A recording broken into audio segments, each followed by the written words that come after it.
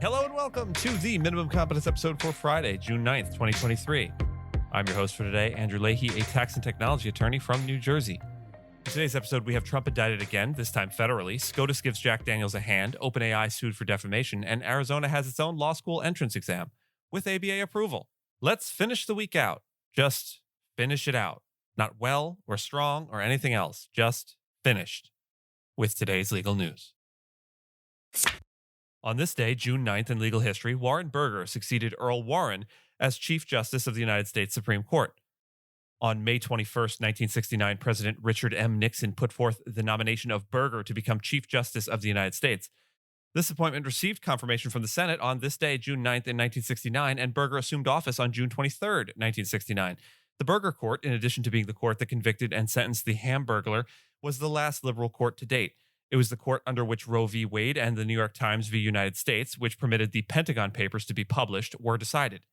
In July 1985, President Ronald Reagan appointed Burger to lead the Commission on the Bicentennial of the United States Constitution. Throughout his tenure as Chief Justice, Burger also held the positions of Chairman of the Judicial Conference of the United States and Chairman of the Federal Judicial Center from 1969 to 1986.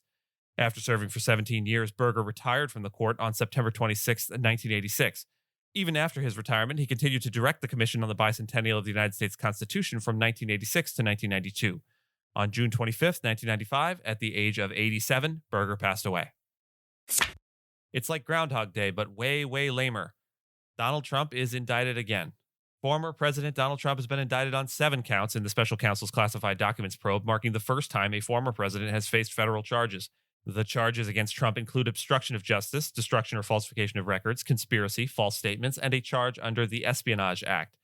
The investigation focuses on Trump's handling of classified documents brought to his Mar-a-Lago resort in Florida after leaving the White House. The indictment came as a surprise to law enforcement officials, and preparations are underway for Trump's expected court appearance in Miami.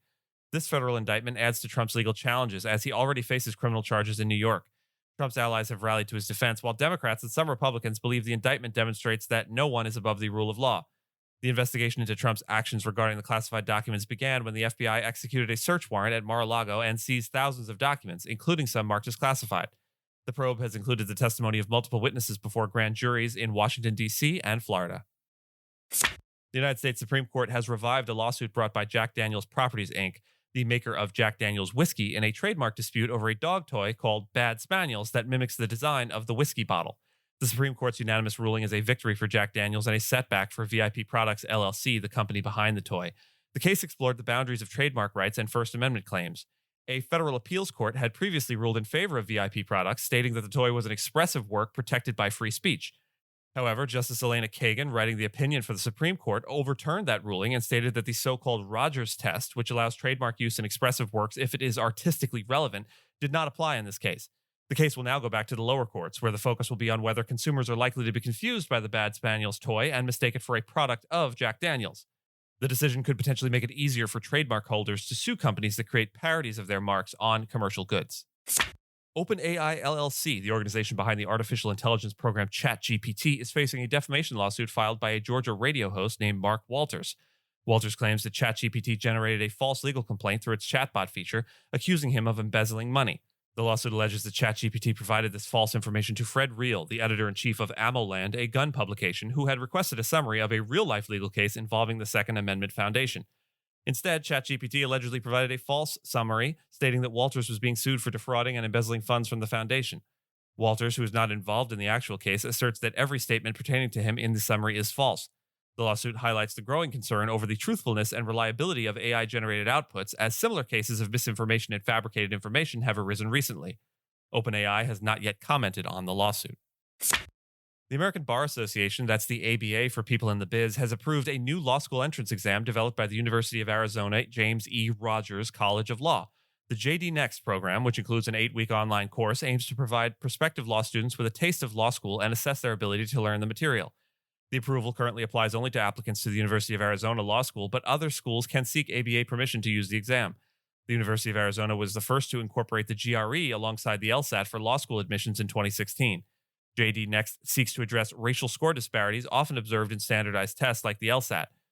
The Law School Admission Council, which produces the LSAT, emphasized the LSAT's effectiveness as a predictor of law school success and its role in promoting diversity. JD Next participants have shown improvement in their first-year law school performance with a 0.2 increase in grade point averages compared to non-participants. The program is currently free, and plans are underway to establish JD Next as a separate testing entity. And with that, I thank you so much for listening to Minimum Competence, your daily news podcast for lawyers. If you're looking for more than Minimum Competence, links to further reading on all of the topics touched on today are in the show notes.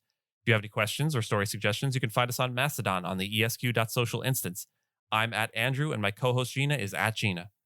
As always, the views, thoughts, and opinions expressed in this podcast are those of the hosts and do not represent those of any organization we may be affiliated with. Nothing here should be construed as legal advice because it is not legal advice. Reviews go a long way towards helping new listeners to find our show. If you have a moment and can leave a rating or review on your podcast player, we'd sure appreciate it. And if you know someone that might be interested in a story we cover, consider sending them the episode. Minimum Competence is available at minimumcomp.com and wherever you get your finely crafted podcasts.